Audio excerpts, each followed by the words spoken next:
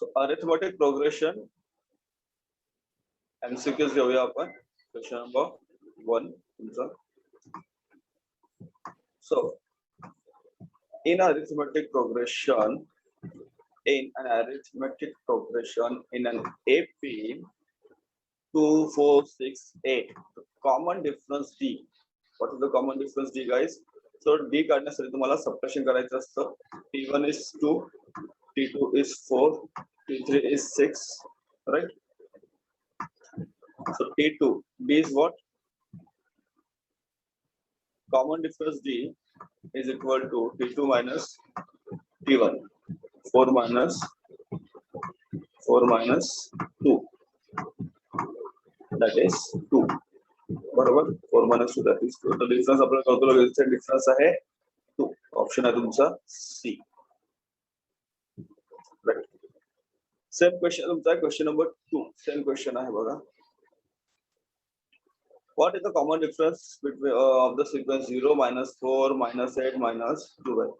So D is equal to T2 minus T1. D is equal to T2 minus T1. That is minus 4, minus 0. So difference is minus 4. Difference is minus 4. Option number B. दोन्ही एकदम सांगितले, question 1 आणि question 2.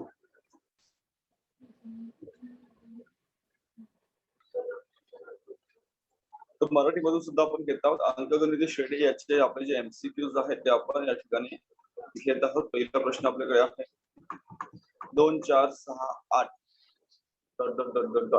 या अंकगणित श्रेणीमध्ये सामायिक फरक किती आहे तो विचारलेला आहे. आणि प्रश्न दुसरा पण आपला तोच त्याच प्रकारचा प्रश्न दुसरा सुद्धा आहे. तर पहिला प्रश्न घेऊया आपण आधी. तर पहिल्या प्रश्नामध्ये डी जर काढायचा असेल तर T2 तून T1 वजा करायचा आहे. दुसऱ्या पदातून पहिलं पद वजा करायचं आहे आपल्याला. T2 मधून T1 दुसऱ्या पदातून पहिलं पद वजा करायचं आहे. 4 मधून आपले 2 गेले, उत्तर आलं आपलं 2. तो ऑप्शन आपला सी. हा सामायिक फरक आहे, common difference.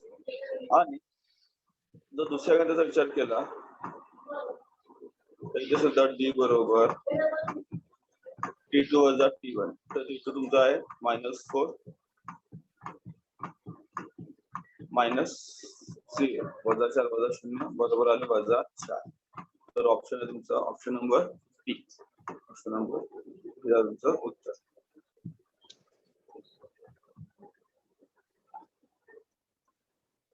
So next question number 3. For an AP 5, 12, 19, 26, you are asked what is A. तुम्हाला माहिती आहे A बरोबर असतो T1, that is first term, and first term of this equation is of this AP is 5. तुमचं उत्तर आलं option number D. Question 4. A set of numbers where the numbers are arranged in a definite order like a natural number is called a sequence. It is called a sequence. Right? It is called a sequence. दोनों प्रश्न घेऊया आपण.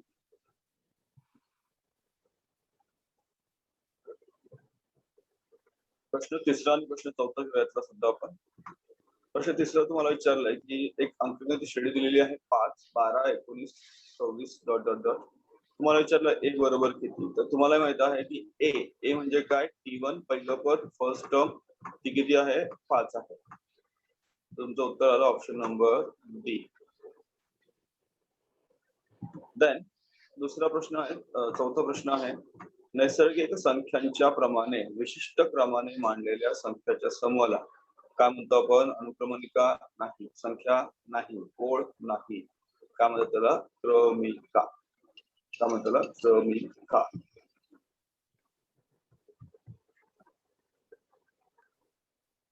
Question 5, question 6 बघा. Question number 5. First 4 terms of AP are dash whose first term is -2, right? And the common difference is -2. So T1, T2, T3, T4 आपल्याला add करत जायचं. So first you got your T1. T1 is equal to A. T2. T2 is what? T2 is what? T2 मध्ये तुम्हाला T1 मध्ये D add करायचं. So T1 plus D. T1 plus D is -2 -2. Right? Plus minus minus. So -2 -2 is equal to -4. Right? Then so second तुमची turn -4. Right? Then परत आलं तुमचं -6 -8 असं तुमचे दोन ने वाढत जाणार. So option number C. Option number C तुमचा आन्सर आहे. Option number C is your AP. Right. Question 6 बघा. 1 4 7 10 13 next two terms of this AP. आता इथे DD ऍड करायचं. So what is common difference? 3 आहे. 13 plus 3 16. 16 plus 3 19. So option number A. Option number A. इथे तुमचा T2 आहे. हा दोन मुद्दा होऊन घेतोय त्यामुळे पटकन होईल आपलं ते. पुढचे प्रश्न घेऊया. प्रश्न 5 आणि प्रश्न 6. काय प्रश्न 5 बघा. प्रश्न तेच आहेत मराठीमध्ये पण आणि इंग्रजीमध्ये पण. आपण दोन्हीचा सराव करून घेतो. पहिले पद -2 आहे. सामान्य फरक आहे -2. म्हणजे तुम्हाला विचारलेलं आहे की पहिली 4 पदे काय. तर -2 पहिलं पद येणारच आहे. आणि याच्यामध्ये आपण या -2 मध्ये डी मिळवला तर डी किती आहे? -2 आहे. फरक सामान्य फरक तर -4 हे पहिलं पद झालं. -4 मध्ये आणखी -2 मिळवा तुमचं -6 झालं. तुमची अंकगणित श्रेणी आहे ती आहे ऑप्शन नंबर सी. -2 -4 -6 -8 ही पहिली 4. त्यानंतर तुम्हाला विचारलेलं आहे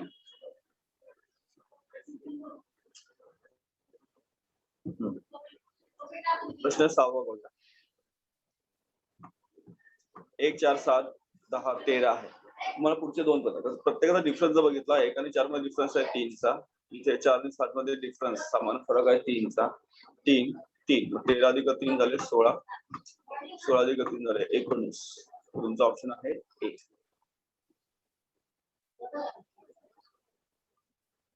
ऑप्शन आहे तुमचा A.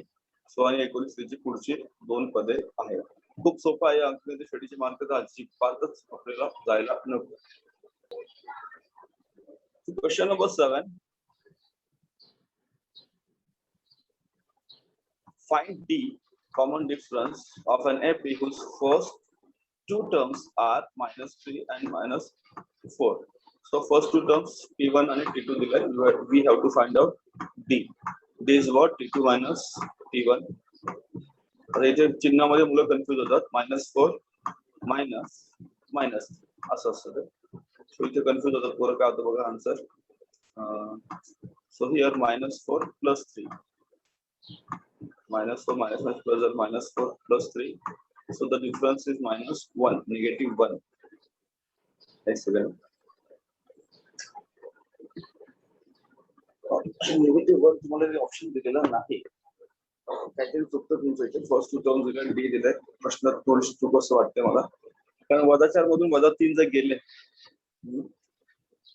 तुमचं उत्तर यायला पाहिजे होतं -1 आन्सर पाहिजे. ऑप्शन तुम्हाला दिलेलं नाहीये. कदाचित त्यांच्यात कोण छोटीशी मिस्टेक झाली असेल. जर आपण प्रश्नावर थोडीशी गडबड. प्रश्न जर बघितलं नाही तर जर आपण 4 घेतला इथे इन्स्टेड ऑफ 4 वजा न घेता 4 घेतला तर तुम्हाला इथे उत्तर 7 येईल. 4 + 3 7 येतं. ठीक आहे. हा प्रश्न सोडून देऊया आपण. क्वेश्चन 7 बघू आधी मराठी वाल्यांकडे तो बरोबर प्रश्न आहे का मग कळलं आपल्याला. हा बघा इथे प्रश्न बरोबर आहे तुमचा. इथे 4 दिले बघा. तुम्ही बघत असाल तर प्रश्न क्रमांक 7 म्हणजे याच्यामध्ये आपण करेक्शन करू शकतो. इथे करेक्शन तुम्ही करू शकता. इथे -4 नाहीये. इथे +4 आहे आणि मग ऑप्शन तुमचा येतं 7. If third term of the third term and fifth term of an AP are 13 and 25, find the seventh term. So third आणि fifth दिलेली आहे तुम्हाला 13 and 25. T3 आणि T5.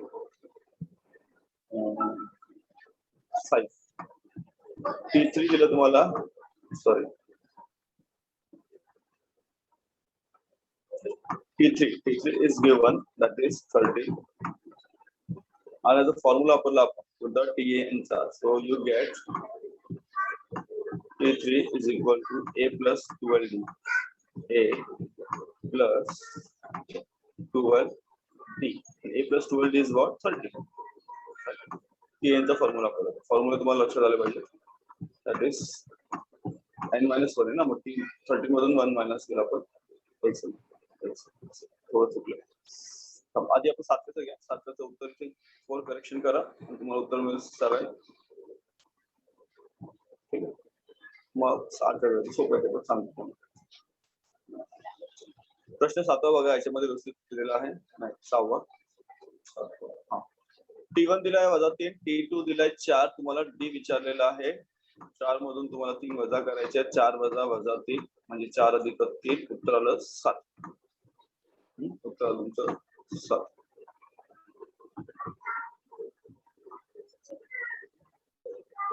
हा, आता बघा नीट सांगतो मला. क्वेश्चन 8 बघा तुमचा. थर्ड टर्म दिली T3. फॉर्म्युला आपला आहे Tn चा. So Tn is equal to A plus n minus 1 d. Okay, Tn दिलं तुम्हाला 30. T3 तुम्हाला ऑलरेडी 30 दिलेला आहे.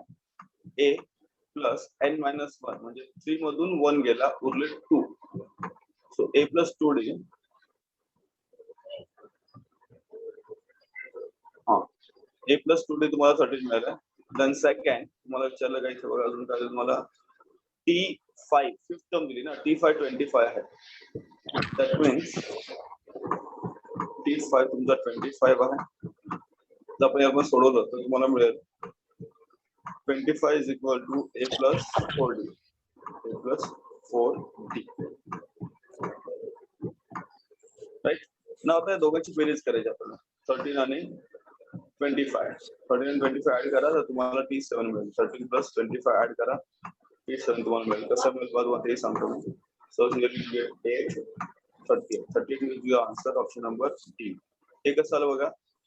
T7 काढायचं आहे. दॅट मीन्स A प्लस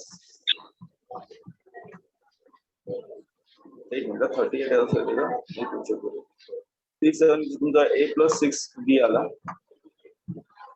आणि जर आपण याची बेरीज केली 2A plus 6D, 2A plus 6D 38. काहीतरी कन्फ्युज होते तुम्हाला प्रश्नामध्ये. प्रश्न थोडे चुकीचे वाटतात, कधी होऊ शकतो तुमच्या. A plus 6D, A plus 2D, 7 future तुम्हाला 7.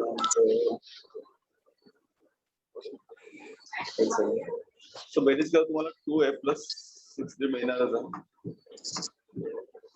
2A plus 6D सोडून द्या प्रश्न. बघूया आपण परत 7 मार्किंगमध्ये व्यवस्थित दिला आहे. बोलला सॉरी.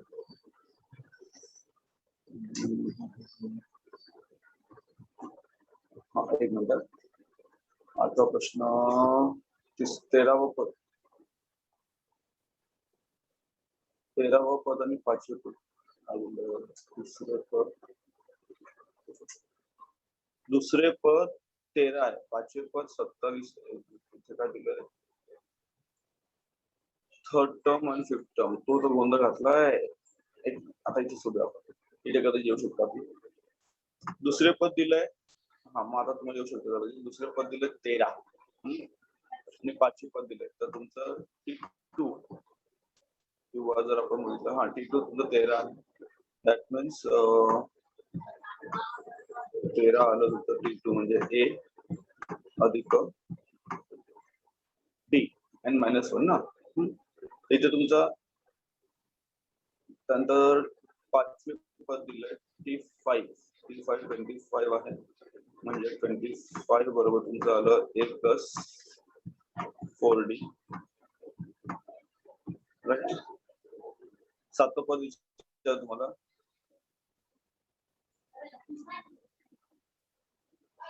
क्वेश्चन काहीतरी गडबड आहे. क्वेश्चन ते काहीतरी त्यांच्याकडे चुका झाल्या. एनिवेज नंतर पुढे जाऊया आपण.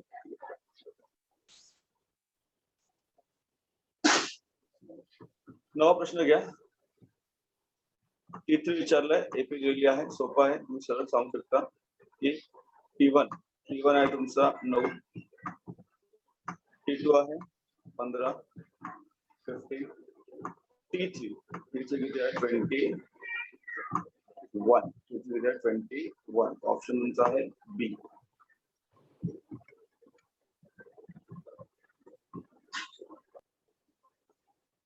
क्वेश्चन 8 बघा, 8 नाही 9 बघा, आपण 8 स्टिक करतो, थोडं कन्फ्युजन काय वाटतं आपण पाठवून देईल.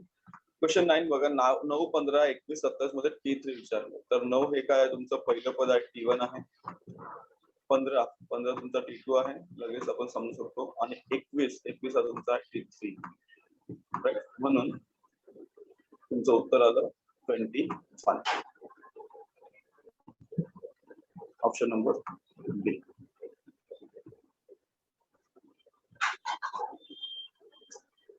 क्वेश्चन नंबर 10, एपी दिले तुम्हाला आणि तुम्हाला विचारलं T2.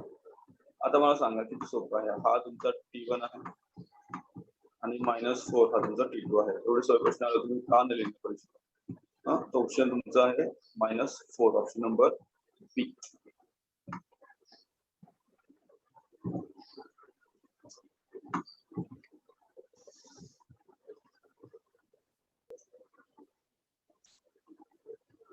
दहावा प्रश्न शेवटचा आपल्याला 0, -4, -12 या श्रेणीमध्ये तुम्हाला T2 विचारलेला आहे. T2 म्हणजे दुसरं पद, 0 हे पहिलं पद आहे आणि -4 हे दुसरं पद आहे. हे आहे तुमचं T2, ऑप्शन नंबर आहे बी. आपल्याकडे वेळ आहे, आपण त्या गणिताकडे जाऊया. 8व्या गणिताकडे आपण समजून घेऊ कसं आहे ते गणित, कारण थोडा वेळ आहे आपल्याला, आपण समजून घेऊ. क्वेश्चन नंबर 8 वर येऊया आपण. आता याला थोडंसं शॉर्टकट लिनियर इक्वेशन म्हणून आपण सोडवण्याचा प्रयत्न करूया. से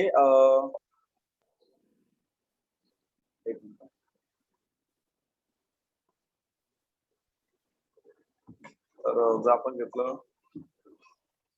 तर इक्वेशन नंबर 1 पकडूया आणि इक्वेशन नंबर 2 याला पकडूया. थोडा वेळ लागेल, होऊन जाईल. इक्वेशन नंबर 2 आहे असं पकडूया. सो a 2 - 1 जर केलं आपण तर a येऊन गेला, that is 3d is equal to 3d is equal to 9 येणार. तर d तुम्हाला 9 मिळतो इथे. Okay, so the value of d is,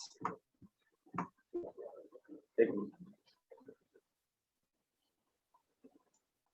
the value of d is 3. The value of d किती तुम्हाला 3 मिळाला. Now a plus d is equal to 13. Therefore तुमचा a मिळाला 10, a किती तुम्हाला 10 मिळाला. बस आता सोडू शकतो आपण. Okay, so here in the equation, question number 7, a is equal to 10, d is equal to 13, d तुम्हाला मिळाला 13. आता आपलं उत्तर मिळून जाईल आपला. So you want P7, that is A plus 6D, plus 6D, 10 plus 18, plus 10 plus 18, this उत्तर में 28. कन्फ्युजन वाटतंय कारण ऑप्शन कुठे आणि आपण